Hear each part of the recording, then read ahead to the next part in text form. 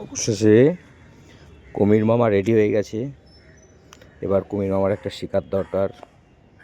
শিকার খুঁজতে ছাদে এসছে, আমাদের ছাদে চলে এসছে শিকার খুঁজতে। সব ছোট বাচ্চারা দেখো, এটা হচ্ছে কুমির মামা।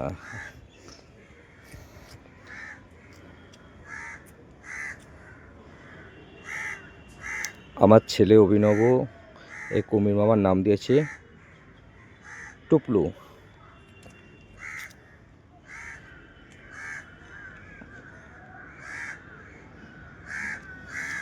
দেখি কুমির মামা গাছের পাতা খায় কিনা।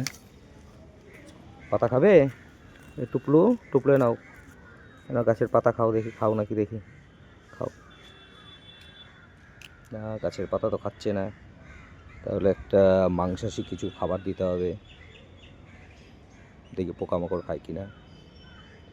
ছাদের উপর এনে আপাতত শুকানো হচ্ছে, কেবল অ্যাক্রিলিক কালার করা হলো।